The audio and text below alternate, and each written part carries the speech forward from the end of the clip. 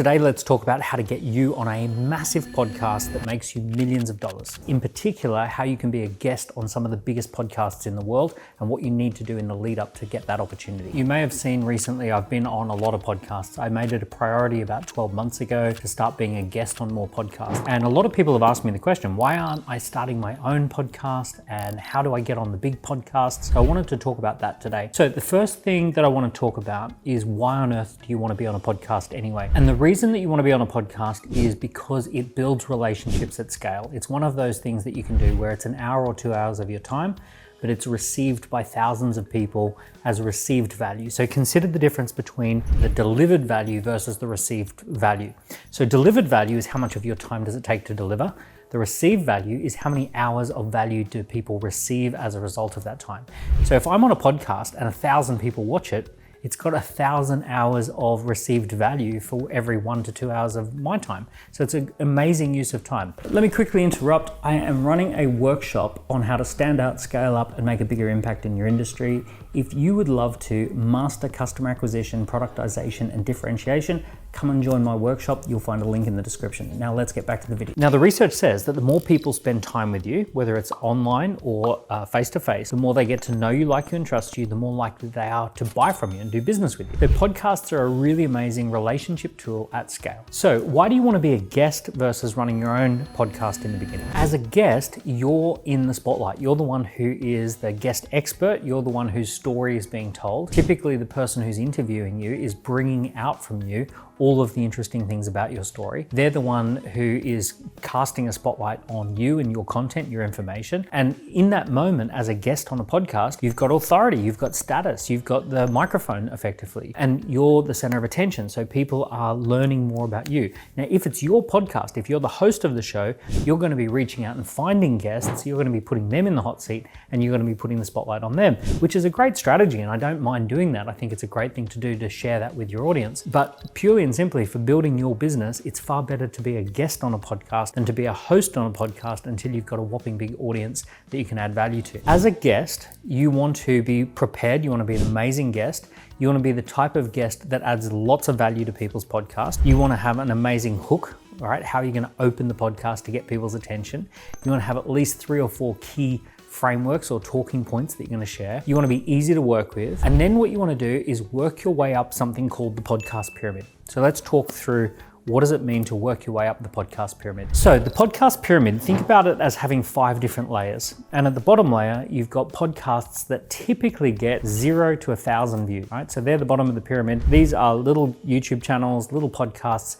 And I don't know if you know this, but there are literally millions of podcasts out there and millions of YouTube channels out there. So there are a lot at the base of that pyramid. And these are very niche or specialist podcasts. They don't have huge audiences.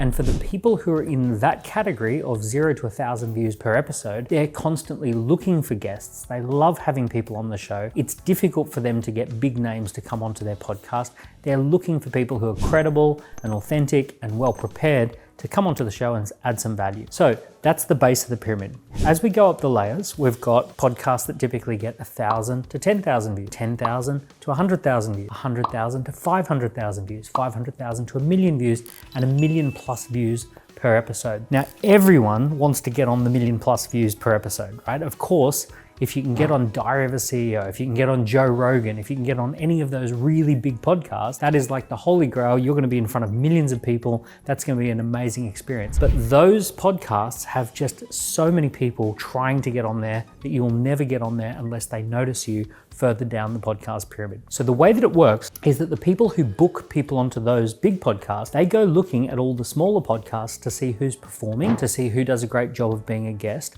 to see whose content has great watch time, to see who is a high performer relative to the other guests on that channel. And then they always go looking at the few levels below them to see who they want to bring up onto the podcast. It is almost never the case that someone who's never been a podcast guest on lots of little shows suddenly gets invited onto Joe Rogan or Diary of a CEO or something like that. So that almost never happens. It's almost always the case that you've done dozens and dozens and dozens of podcasts, and they snowball up and up and up as you go up the podcast pyramid. So what typically happens is you reach out to people who have a small YouTube channel or a small podcast, and you say, I've recently got some new content coming out, whether it's a book or it's a report, and my team have suggested that I should go on some more podcasts. I noticed your podcast, I noticed your channel. I'd be absolutely honored if I could be a guest on your channel. Would you be open to having me as a guest? And you reach out to a few of those channels, and hopefully you get 5 to 10 of those. And those are going to be your starting point on the bottom of the podcast pyramid. Now, your goal is to do 5 to 10 podcast appearances on small channels so that you get more comfortable as a guest. You find out which pieces of content are the most powerful. You get experience as what it's like to be a guest, whether it be online or in person. You get experience as to what are the expectations about promoting the show. How can you make the most of each appearance? So you're building that experience at the base layer of the podcast pyramid. Now, what you do is once you've got 10 episodes, you pick the 1 or 2 that are the best, and you go up a level and you look at the people who get 1,000 to 10,000 views on their podcast, and you say, recently I was on this podcast and it got quite a lot of views. In fact, this podcast always gets about 500 views, but my episode got 1,500 views, and we got 15 great comments. People really liked these key points, and it was suggested to me that it might be suitable that I go on your podcast. If you're looking for guests, please keep me in mind. I'd be honored to be a guest on your podcast. So you're sending them through a few links of the top performing podcasts that you've already been on. They can have a look and they can say, hey, yeah, I'd love to do that. Now, even at that next layer up on the podcast pyramid, they are constantly also looking for guests, but they want guests that are just that little bit more polished, that little bit more prepared.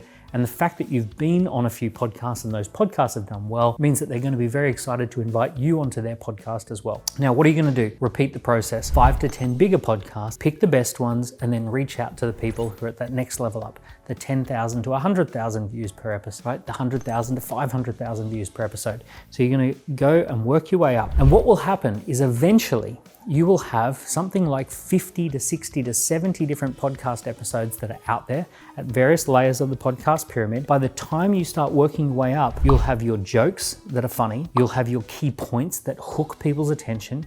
You'll have smart ways of opening the podcast so that people want to tune in for the whole episode. You'll have ways of promoting the podcast after it goes live so that you get even more views. All of that will be well-oiled machine. All of that will start working really well for you. And then the magic moment happens. For me, I was out skiing with the family. I get a message from Stephen Bartlett on Diary of a CEO, and he says, I've just been watching some of your episodes with other podcasters, and I would love to have you on the show. And all of a sudden I'm invited to be on a big podcast where millions of people are going to see it, and we're going to do millions and millions of dollars worth of revenue off the back end, and it's going to be a game-changing experience. Now, that didn't happen overnight. If you go looking, and if you do a search for Daniel Priestley on YouTube, you're probably going to find 50, 60, 70 different podcast episodes that I've done, and you're going to find lots of them that have 200 views, 100 views, 400 views. You're going to see plenty of them that don't have millions of views. I had to work my way up to get on Ali Abdaal and to get on Diary of a CEO, but it was worth it. Each podcast episode is an asset. You start with some small assets, you build up to those big assets. So here's my challenge to you. Get out there and be a podcast guest. It's like having a first cup of coffee with thousands of people at a time. It's like being able to introduce yourself to thousands of people at a time. And I want to leave you with a little image to have in your mind. At the Wimbledon final, centre court in Wimbledon holds about 16,000 people. Now, it's so easy when you see numbers on a screen to forget that each one of those numbers is a person. There will come a day where you get invited onto a podcast and you'll have 16,000 views on that. And I want you to remember that 16,000 views is the equivalent of an entire centre court at Wimbledon. It's an incredible moment. If you can have that one experience, you're going to have so many people who know you, like you, trust you, and want to do business with you. I'll leave it to you. Work your way up the podcast pyramid and get to know, like, and trust a lot more people. So if you like that, hit the like and subscribe button. We will keep delivering some more strategies to grow your business so you can stand out, scale up, and make a big dent in the universe.